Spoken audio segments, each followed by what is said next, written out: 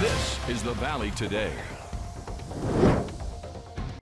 Breaking overnight, some roads around the FM Metro were swamped after they were hard hit from some early morning storms. On top of that, we had major hail that fell in some parts of the region. Here's a look at that picture again. 2-inch hail fell in Lake Park this morning, or early overnight, I should say. Hard for me to talk. I've been up since about midnight because we had those storms that rolled through. They woke me up. Lisa Green got called in early. She's been tracking these storms for several hours. We want to head on over to her now with the very latest on what we can expect for our weather. Good morning, Lisa. Good morning. I expect a lot of us are feeling a little extra tired this morning, especially in the FM Metro and over into Lakes Country, where we still have some storms rolling through, or at least some stormy looking clouds here, but they have been weakening quite a bit. So that's some good news for heading out the door for the morning commute. This is our view down to the southeast from Fargo right now. And those storm reports we just mentioned, there was that 2-inch report over in Lake Park. Lots of pictures of hail from there, but there was also a report of 2-inch diameter hail in the Grandin area that came in with the storm that blasted into Fargo. So it was much stronger before it hit Fargo. And then we were just looking at the very heavy rain. We were looking at the tons of lightning with it. And of course, some gusty winds and some small hail affecting some places. So again, it was a tough overnight and early morning. Here's the loop over the last couple of hours of those storms as they've been dropping south, and they've weakened significantly. As I was mentioning here, you can see just a little bit of light rain in Elbow Lake right now. So that storm's falling apart. It's moving on. We're looking at some weather that's going to be quieter for those areas. Now, there are places dealing with different hazards, and that's fog. Over into Bemidji, we've been down to 0 for our visibility this morning. We're also looking at Park Rapids just now dropping to about a 1/4 mile visibility for you.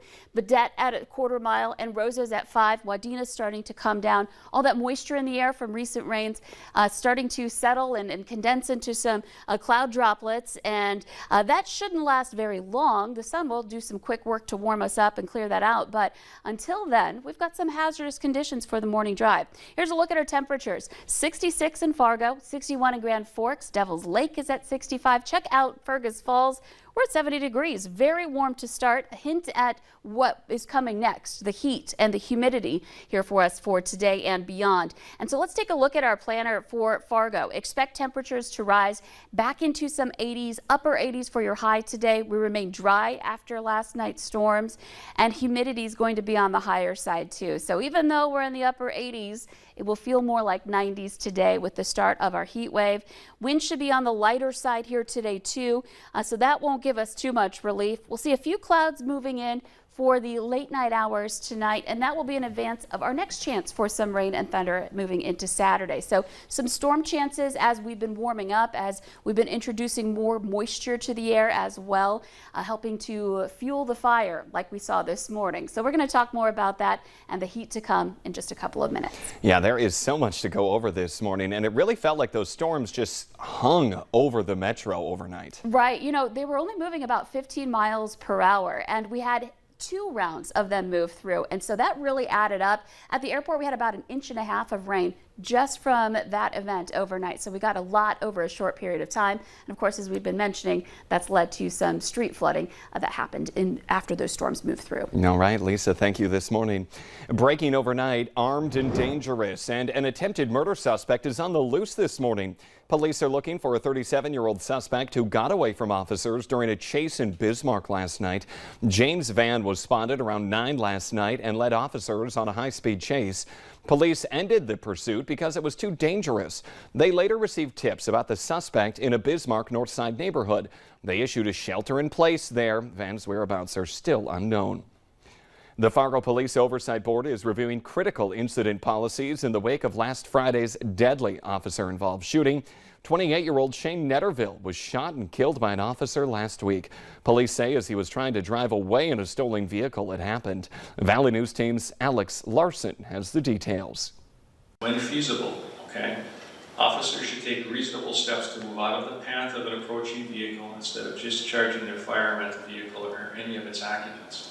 Chief Cebulski says there's a big difference between placing yourself in front of a vehicle and finding yourself in front of a vehicle. And court documents filed Tuesday say Shane Netterville drove a van directly towards Fargo officers before being fatally shot. Some on the board say they are worried about how the North Dakota Criminal Investigation Bureau will stay impartial in the case because of the law enforcement brotherhood. But Chief Cebulski says that will not be an issue. I think we're all very hopeful that this is a reasonably quick investigation and determination, and then we go to the next steps. Chief Cebulski, along with Mayor Mahoney, State Attorney General Drew Wrigley, the Deputy Attorney General, and other City of Fargo leaders, met with Netterville's family this week and gave them the chance to ask questions about the investigation directly to Wrigley. It's really a short meeting, and I think the Attorney General wanted to reach out to them to let them know that he takes this very seriously, let them know that he's going to do a thorough review of the case,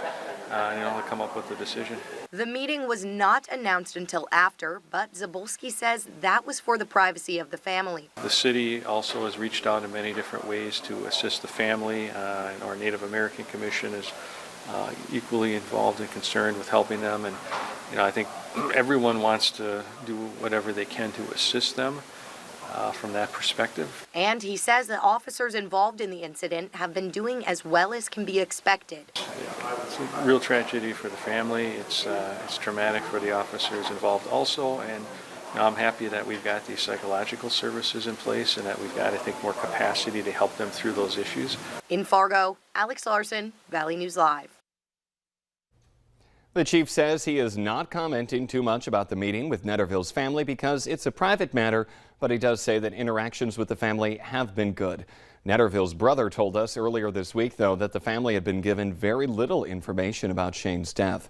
Meanwhile, his family also describes Shane as a goofy guy who loved cats and video games, but he also had a number of run-ins with the law starting back in 2012. He had convictions for DUI, drugs, and thefts. But in 2019, there were 2 domestic violence charges. Witnesses told us they watched Netterville knock a woman to the ground, grab her hair, and then push her head into the concrete. Days later, he is accused of punching that same woman in the head. About a month later, court documents say that Netterville placed both of his hands around that same woman's neck until she couldn't breathe. Netterville was accused of those same actions then 7 months later. Now, court documents also say that Netterville admitted to police that he struggled with how to handle his anger. Valley News Live spoke with victims from all of those incidents who say that they think it's vital the community know that Netterville had what they call extremely violent tendencies. We did also file an open records request with the City of Fargo to obtain a copy of Officer Adam O'Brien's personnel and disciplinary file to get a better understanding of his background. The city says it should be completed by early next week. A Wahpeton man who has already faced charges for running his car into his former workplace is now facing new charges for another incident at the same place. 61-year-old David Miller is accused of attempted robbery and disobeying a judicial order. On July 2nd, an employee of 210 Wine and Spirits called 911 for help. Officers say they found Miller behind the store counter with a knife pointed at the cashier. He told officers that he needed cash and went to the liquor store to rob the place. Store owners already had a restraining order out against him, making it illegal for him to be there and to talk with employees. In that earlier incident, Miller had caused $100,000 in structural damage and $20,000 in damage to products when he drove into that building. We have a heads up this morning for people driving in West Fargo, including those of you headed out to the Red River Valley Fair. We are taking a live look this Friday morning at Main Avenue in West Fargo. There is a lane closure planned starting today. That's west of 4th Street East. That's near the post office and McDonald's. That lane will be closed until next Thursday until work on the north-south bikeway is done. You also see some pretty big ponding going on in that same area from the rain that fell overnight. Still to come this Friday morning, some patients say it's a medical miracle for people with limited mobility. But next, it's a soggy day for some work outside, or a soggy morning, I should say, if you have to work outside. Lisa Green has a check of your weather.